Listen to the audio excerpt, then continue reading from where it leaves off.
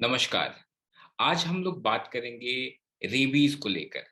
अगर किसी को कुत्ता काटता है तो वो तुरंत क्या करे और इसके लक्षण क्या होते हैं रेबीज के, इससे बचने के उपाय क्या-क्या हैं, कुछ सावधानियां जो आप बरत सकते हैं और कुछ मिस्टेक्स, कुछ गलतियां जो नहीं करनी है।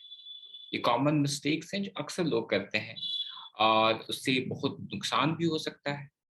तो सबसे पहले बात करते हैं रेबीज को लेकर। रेबीज एक तरह का वायरल इन्फेक्शन है जो कुत्ते के काटने या कोई भी रैबिड एनिमल्स के काटने की वजह से हो सकता है। अगर आपको कुत्ता काटता है जो वैक्सीनेटेड नहीं है, मतलब जो पेट डॉग नहीं है, यूजुअली पेट डॉग्स को टीके लगे रहते हैं, तो उनमें रेबीज का चांस कम रहता है। लेकिन अगर कोई आवारा कुत्ता के बाहर का कोई कुत्ता अगर काटता है तो फिर आपको सबसे पहले अपने वुंड को वॉश करना है। फर्स्ट स्टेप है कि आपने जहाँ पे कुत्ता काटा है उसको 15 मिनट तक पानी और साबुन से अच्छे से धोएं, बार-बार धोएं। 15 मिनट्स टाइम ड्यूरेशन है, आपको धोना है उसको। उसके बाद उसको अच्छे से वॉश करके उसको साफ कर लेना है। नेक्स्ट स्टेप है कि उसमें स्टिच नहीं लगवाना है, टी टाँका नहीं लगवाना है। ये कॉमन मिस्टेक्स लोग करते हैं कि कुत्ता जहाँ काटता है वहाँ पे टाँका लगवाना है। टाँका बिल्कुल नहीं लगवाना होता है। उसके बाद आपको डॉक्टर के पास तुरंत जाना है।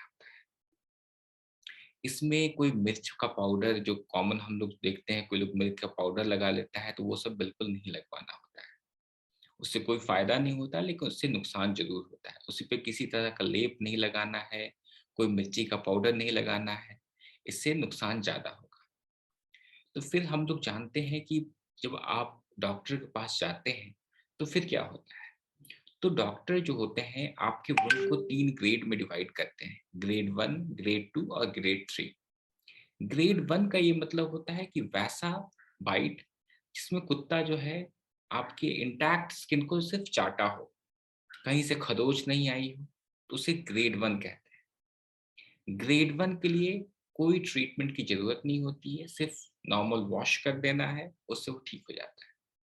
अगर ग्रेड 2 हो, ग्रेड 2 का मतलब होता है ग्रेड 2 का मतलब होता है कि स्किन ब्रेक हो गया है, मतलब कहीं खरोच आया हुआ है और उसपे ऊपर का चमड़ा जो है हट गया हो, खुजलाने से या दांत लगने से उसका एब्रेजन्स हो गया हो, छिला गया हो, तो उसको हम लोग ग्रेड 2 में डालते हैं। ग्रेड 2 में आपको वैक्सीनेशन लेने की सलाह दी जाती है। वैक्सीनेशन का क्या शेड्यूल होता है वो भी मैं बताऊंगा। इसके बाद आता है ग्रेड 3। ग्रेड 3 में आपका वैसा वुंड है जो बहुत डीप है, जिससे खून ज़्यादा आते हैं, उसे ग्रेड 3 डाला जाता है। और ग्रेड 3 वुंड में रिकमेंडेड है कि आप वैक्सीनेशन तो लो ही, साथ ही साथ इम्यूनोग्लोबुलिन भी जो आती है उसे भी लेना है। इम्यूनोग्लोबुलिन कैसा होता है? इम्यूनोग्लोबुलिन तुरंत दिया जाता है, इससे तुरंत फ़ायदा होता है और तुरंत ही उस वायरस को फैलने से रोक देता है। इसके अलावा क्या करना है आपको? इसके अलावा अगर आप कुत्ते पे नज़र डाल सकते हो, तो एटलीस्ट 10 दिन तक कुत्ते को देखो। अगर कुत्ता आपको दिखता है 10 दिन तक, अगर कुत्ता ज़िंदा रहता है, तो समझो कि आपको रेबीज़ का रिस्क नहीं है।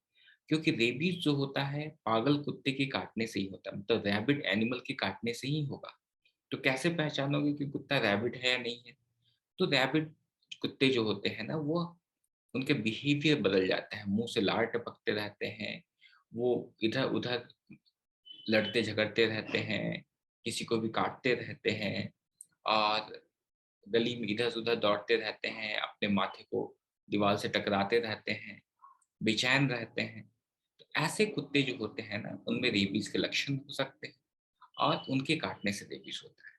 10 दिन तक ध्यान दीजिए, अगर 10 दिन तक कुत्ता ज़िंदा है, तो आपको रेबीज़ का रिस्क काफ़ी कम है। अब बात करते हैं वैक्सीनेशन को लेकर। तो रेबीज से बचने का सबसे अच्छा तरीका होता है रेबीज का वैक्सीनेशन लेना। रेबीज का वैक्सीनेशन के 4 डोज हैं। जो इंट्रामस्कुलर इंजेक्शन लगता है उसके 4 डोज दिए जाते हैं। उसका डोज है, पहला डोज 0 डे, फिर तीसरे दिन पे, फिर 7वें दिन पे। ये 3 डोज लग जाता है। चौथा डोज आप 14 से 28 दिन के बीच में लगवा सकते हैं। ये इंट्रामस्कुलर डोज है। पहले 5 डोज़ दिया जाता था 0, 3, 7, 14 और 28 डेज़ पे, लेकिन अब सिर्फ़ 4 ही डोज़ देने की ज़रूरत होती है इंट्रामस्कुलर इंजेक्शन के। इसके अलावा इंट्राडर्मल इंजेक्शन भी आते हैं जिसमें और डोज़ थोड़ा कम हो जाता है। अब बात करते हैं रेबीज़ इम्यूनोग्लोबुलिन पे। रेबीज़ इम्यूनोग्लोबुलिन सिर्फ़ ग्रेड 3 वुंड्स पे ही ज़रूरत होता है।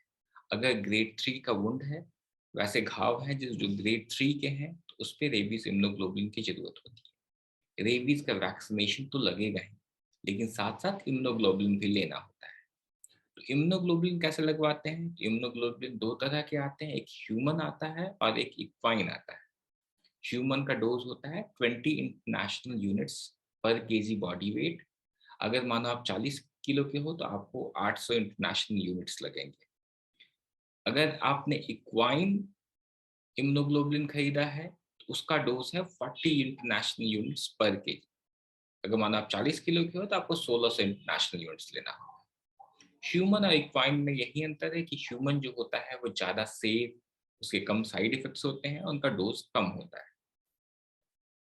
तो इसको लगाते कैसे हैं? जो इम्यूनोग्लोबुलिन्स होता है उसका ज़्यादा हिस्सा जहाँ पे लोकल वुंड्स है वहीं पे इन्फिल्ट्रेट, उसी इंजेक्शन पे हम लोग इन्फिल्ट्रेट कर देते हैं। और मानो कुछ और इंजेक्शन बच जा रहा है तो उसे बटक्स में लगा दिया जाता है। इसके बाद वैक्सीनेशन का शेड्यूल 0, 3, 7 और चौथा 14 से 28 डेज के बीच में दिया जाता है। इसके अलावा जो कॉमन चीज़ें हैं कि आपको टाँका नहीं लगाना है। अब हम लोग ये जानते हैं कि रेबीज़ के लक्षण क्या हैं?